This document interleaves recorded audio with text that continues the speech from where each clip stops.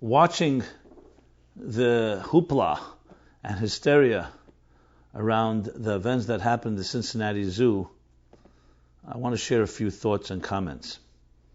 So at this point, everybody is aware of the story. It's been gone viral, video, everyone commenting on it, where a 4-year-old child, crawled under and into an enclave of gorillas at the Cincinnati Zoo.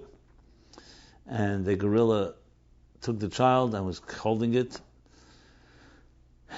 dragging it through the water, and ultimately the gorilla was killed in order to save the child. So let me just share you my feelings when I watched the video. Firstly, I was very moved and taken by the gorilla's motherly instincts. And it's clear that the gorilla is trying to protect the child. If the gorilla had any bad intentions, it would have killed the child immediately. It's a 400-pound gorilla. If it saw it as a threat, the gorilla is really, in a sense, protecting the child. And even when it's pulling it through the water, which looks so scary, I hear the child came out unscathed. So clearly the gorilla knows what it was doing. It knows how to schlep its own little children. And it was really trying to protect it, maybe because the people were yelling, maybe not, maybe just saw a child in danger. So it was very clear to me that the gorilla was really, in a very caring and sensitive way, caring and protecting this child. Many lessons can be learned from that in nature, because usually animals, we see them as threats, especially an animal of that size, and animals can and have killed human beings. But when you time to time see this type of compassion in the animal world, it teaches us about compassion. It teaches us how are we doing as parents? How are we doing as protecting our young from danger and the unknown? Then there's the second half of the story, and that is that to free the child, the zookeepers felt necessary. They say they couldn't tranquilize it because it would take too long to have an effect, so they killed the gorilla. Obviously in fear that if they tried to take the child, the gorilla may panic, and who knows what would happen to the child. And here people have raised their arms. How could you do such a thing?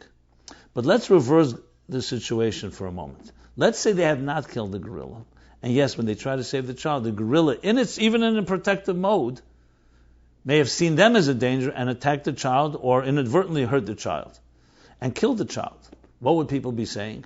Why did you not kill the gorilla? It's a 400-pound gorilla. So to second guess the people who were in charge, I think is really not fair. They did what was best. Is it the perfect situation? Of course it would have been perfect if the gorilla just handed the child back to its parents. But that's not what gorillas do.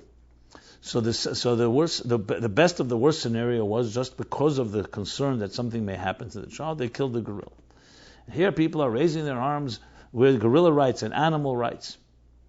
Well, as I said, it seemed to me a rational decision based on the fact that they had to weigh the two. And had it happened the other way around, you can imagine the outcry. And the parents and everybody, how could you have left a little 4-year-old child so vulnerable to the mercies of a gorilla? But that does not contradict my first point. But I would like to say, if you're going to already be hysterical, and you're already going to be talking about animal rights, maybe you should question the whole concept of a zoo in the first place. Why are gorillas in captivity? Why are they not in their natural habitat? What have we humans done? They tell that joke or story about the mother camel and the baby camel that are in a cage in a zoo. The baby camel says to the mother camel, why are we such ugly creatures? We have these humps. We have these wide soles. We have these long eyelashes.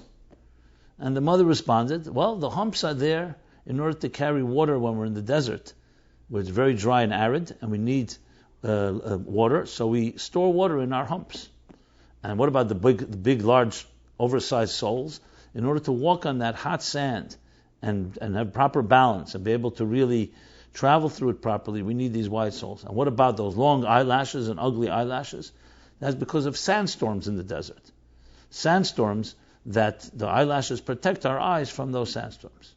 So the little camel says to the mother camel, so mommy, so what are we doing here in a zoo? We have taken animals into captivity so we can entertain ourselves and watch them. And then we wonder why suddenly a gorilla is in a situation like this. So if you're going to talk, I'm not from the fire and brimstone people and say close down the zoos. I could see a certain humanitarian side to it if it's done properly. But let's think about our society, the hypocrisy. It's only yelling. Maybe we shouldn't have the zoo. Maybe we shouldn't have had the gorilla in captivity. You wouldn't have this situation in the first place. The bottom line is there are many lessons to be learned from events like this, especially those that capture the attention of so many of us. As I said, the compassion, the beautiful care. And yes, a gorilla gave its life in a way for a child. That's a tragic ending, and hopefully it shouldn't have. And I wished it didn't have happened, but I don't think we can second guess, as I said, because of the danger involved and the unknowns. And above all, it's a time to look at ourselves and our sensitivity to each other. There are people who talk more about the animal rights, and they're not necessarily sensitive to their own spouses and children and families. Sensitivity goes all around. It's not just exclusive. It's not just exclusive wherever you choose it to be. It's a divine personality for us to be compassionate, sensitive, and not be aggressive. So every time I see an aggressive person protecting human rights, I wonder why is the aggression only for animals and not for the human beings?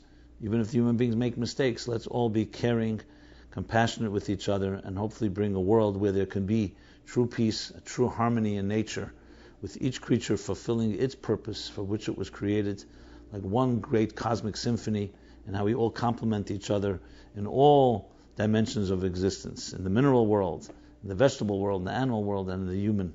It's a time when we'll have that total seamless fusion and symmetry of harmony and tranquility in this world.